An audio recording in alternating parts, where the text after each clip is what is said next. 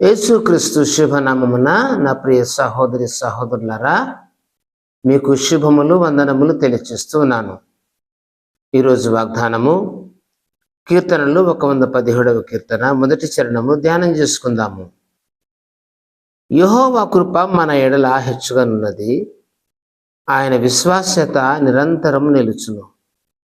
నా ప్రియమైనటువంటి దేవుని బిడ్డలారా, యెహోవా కృప మన ఎడల హెచ్చుగానున్నది. హెచ్చుగా అంటే అధికముగా. దేవుని యొక్క కృప మన ఎడల అధికముగా ఉన్నదని అర్థం. దేవుని యొక్క కృప మన ఎడల అధికముగా ఎందుకు ఉన్నది అంటే, దేవుడు మనల్ని అధికమైనటువంటి ప్రేమతో ప్రేమిస్తున్నాడు.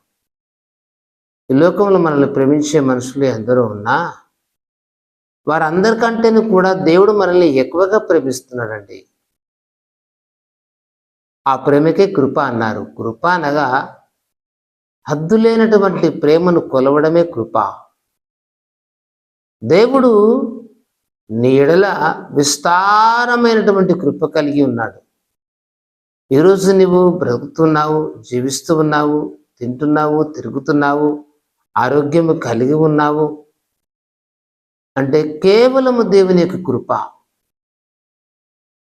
ఆయన కృప నీకు తోడు లేకపోతే నువ్వు నడవలేవు, తిరగలేవు, ఆరోగ్యంగా ఉండలేవు, మాట్లాడలేవు, చూడలేవు. ఈరోజు నీవు సంపూర్ణమైన ఆరోగ్యము కలిగి ఉన్నావు అంటే కేవలం ఆయన కృపనే. ఈరోజు నీకున్న అందం, నీకున్న ఆయుష్, నీకున్న బలము, ఇవన్నీ కూడా దేవుడిచ్చినవే. ఆయన నీకు ఇవ్వకుంటే నువ్వు ఈ స్థాయిలో ఉండవు, ఈ స్థితిగతులు నీకు ఉండవు. కాబట్టి దేవుడు నిన్ను ఎంత ప్రేమిస్తున్నాడో ఒకసారి నీవు ఆలోచించుకోవాలి. నా ప్రియ సహోదరి సహోదరుడా, యేసయ్య నిన్ను ఎంతగా ప్రేమిస్తున్నాడు? ఆ ప్రేమకు మనం ఏమి చెల్లించి రుణం తీసుకోగలం కదా? ఆయన దేవుడు ఎంతైనా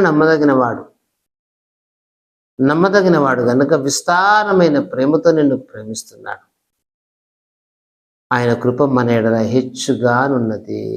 అధికమైనటువంటి ప్రేమ.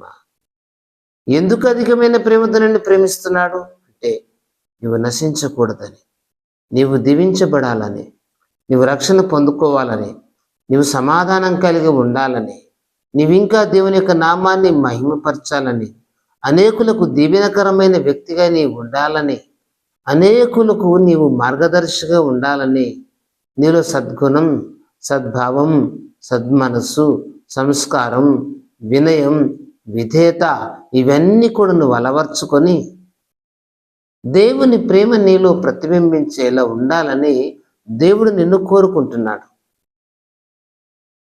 అందుకొరకై తనకు అధికమైనటువంటి కృపను నీ పట్ల కలిగి ఉన్నాడు.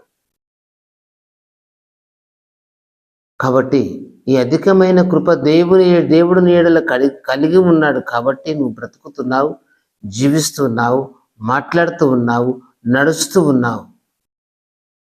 మరి ఇంతగా నిన్ను ప్రేమించిన ఈ దేవుని పట్ల నువ్వేం కృతజ్ఞత కలిగి ఉన్నావు? నువ్వు దినదినం ఆయనను పూజిస్తున్నావా, స్మరిస్తున్నావా, ఆరాధిస్తున్నావా, కీర్తిస్తున్నావా? నీకు ఇచ్చిన అందాన్ని బట్టి, నీకు ఇచ్చిన వాక్కును బట్టి, నీకు ఇచ్చిన బలమును బట్టి, నీకు ఇచ్చిన జ్ఞానమును బట్టి, ఇవన్నీ కూడా దేవుడు నీకు ఇచ్చినవే.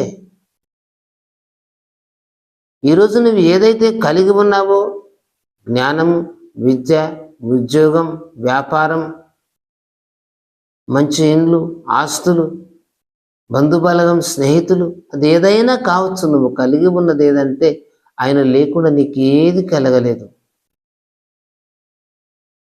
నీకు రాజకీయ పలుకుబడి ఉండవచ్చు, ఒక ఉన్నతమైన మంచి స్థితిలో నువ్వు ఎదిగి ఉండవచ్చు. ఇదంతా కేవలమైన దయ వలన నీకు కలిగింది.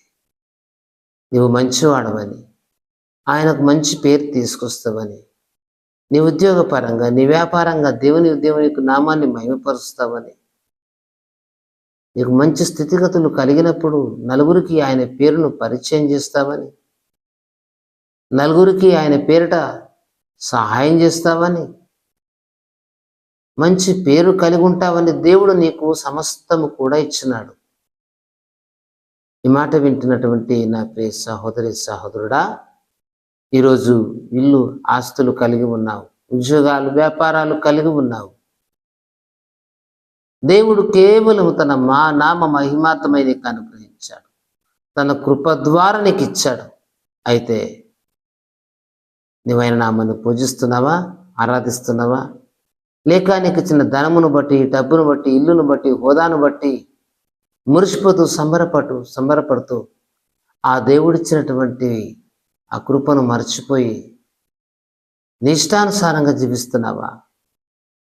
నేను నీవు పరిశీలన చేసుకోవాలి. దేవుని కృప నీ ఎడల అధికముగా ఉన్నది.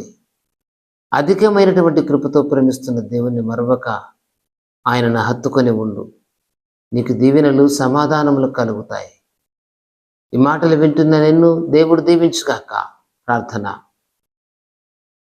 నా ప్రేమ స్వరూపి అయిన దేవా, వందనములు, స్తోత్రములు ప్రభువా. కొద్ది సమయమందు నీ వాక్కు వింటున్నటువంటి బిడ్డలను దీవించండి అయ్యా. నీ కృప మేడలు అధికముగా ఉన్నదని గుర్తించి ఈరోజు మేము ఏమై ఉన్నామో కేవలం నీ కృప వలన అయి ఉన్నాం.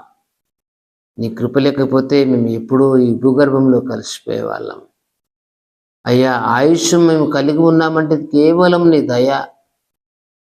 నీ దయ లేకపోతే మేము ఏమైతామో తండ్రి.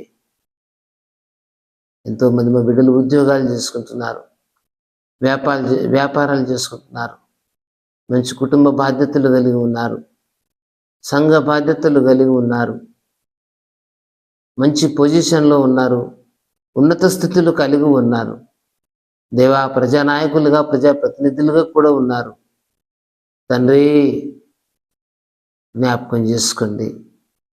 ఇదంతా ఏ హోదా అయినప్పటికీ, ఏ స్థానమైనప్పటికీ ఇది నీవు లేకుండా కలగలేదని గుర్తించి నేను నామాన్ని పూజించి, కీర్తించి, ఆరాధించే నీ బిడ్డలుగా సిద్ధపరచండి. కనికరం చూపండి, దయ చూపండి. నీ ప్రేమ ఎంత గొప్పది ప్రభువా. నీవు ఆయుష్ నీయకపోతే మేము ఏమైపోదుమో, నీవు జ్ఞానము నీయకపోతే మేము ఏమైపోదుమో. ఈరోజు జ్ఞానము, ఆయుష్, బలము ఇదంతా, కంటి చూపు, వినికిడి, మంచి మాట ఇదంతా కేవలం నువ్వు ఇచ్చిందని నమ్మి విశ్వసించి నీ శ్రేష్టమైన నామమును, పరిశుద్ధమైన నామమును కీర్తించి ఆరాధించి బిడ్డలుగా సిద్ధపరచమని యేసు శ్రేష్ఠ నామమున ప్రార్థిస్తున్నాము తండ్రి. ఆమేన్.